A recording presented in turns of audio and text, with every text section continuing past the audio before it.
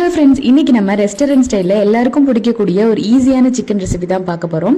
இதுக்கு நம்ம ஒரு பேனை சூடு பண்ணிவிட்டு அதில் வந்து ஒரு 10லேருந்து 15 வரமிளகாய், ஒரு கைப்பிடி அளவுக்கு முந்திரியை நல்லா ரோஸ்ட் பண்ணிக்கோங்க.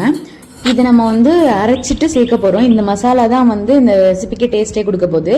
இதுக்கப்புறமா ஒரு 4 தக்காளி பழுத்த மீடியம் சைஸ் எடுத்துட்டு கட் பண்ணி வச்சுக்கோங்க. இது கூட வந்து நம்ம அந்த முந்திரி இருக்கு இல்லையா, அதையும் சேர்த்து அரைக்க போகிறோம்.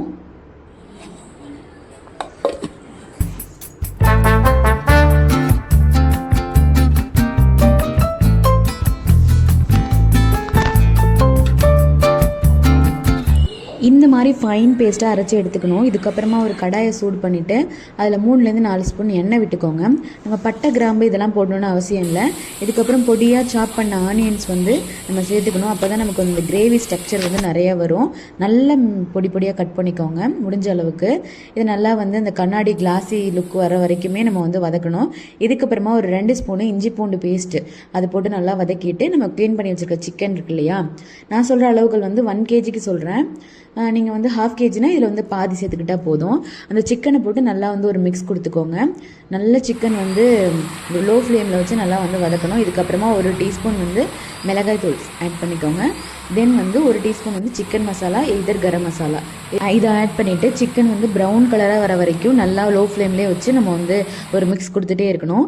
இதுக்கப்புறமா வந்து நல்லா ஒரு டெக்ஸ்சர் வந்துருச்சு பாருங்கள். ஒரு ப்ரௌனிஷாக ஆனதுக்கப்புறம் நான் அரைச்சி வச்சுருக்க பேஸ்ட் இருக்கு இல்லையா, தக்காளி, முந்திரி, மிளகாய், இந்த பேஸ்ட்டையும் போட்டு நல்லா வந்து வதக்கணும். இந்த ஸ்டேஜில் வந்து தேவையான அளவுக்கு நம்ம தண்ணி ஊற்றினா போதும். ரொம்ப ஊற்ற வேணாம், ஏன்னா சிக்கனே தண்ணி விடும் இல்லையா. ஸோ அதனால் வந்து தண்ணியை ஊற்றிட்டு ஒரு நல்லா மிக்ஸ் கொடுத்துட்டு லோ ஃப்ளேம்லேயே ஒரு 10 to 15 மினிட்ஸ் வந்து வேக வைங்க. தேவையான அளவு உப்பு வந்து ஆட் பண்ணிக்கோங்க. லாஸ்ட்டாக உங்கள் வீட்டில் வந்து கசூரி மெத்தி இருக்கு இல்லையா, காஞ்ச வெந்தயக்கீரோட இலை, அதை வந்து இருந்துச்சுன்னா அதையும் வந்து உள்ளங்கையில் நல்லா வச்சு அரைக்கிட்டு அதை போட்டிங்கன்னா ஒரு பர்ஃபெக்டான சிக்கன் ரெசிபி வந்து ரெடி ஆகிடும். இது வந்து சாப்பிட்றதுக்கு ரெஸ்டாரண்ட்டில் சாப்பிட்ற மாதிரியே இருக்கும் டேஸ்ட்டு. எல்லாருக்கும் வீட்டில் ரொம்ப பிடிக்கும். இது நம்ம வந்து ரைஸ்க்கும் சாப்பிட்லாம், இட்லி, தோசை, சப்பாத்தி இந்த மாதிரி டிஷ்க்கும் நம்ம சாப்பிட்டுக்கலாம். ரொம்ப பர்ஃபெக்டாக சூப்பராக இருக்கும். இந்த மாதிரி வீட்டில் ஒரு டைம் செஞ்சு பாருங்கள்.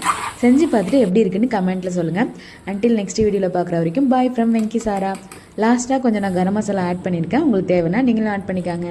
பாய் பாய், நெக்ஸ்ட் வீடியோவில் பார்க்கலாம்.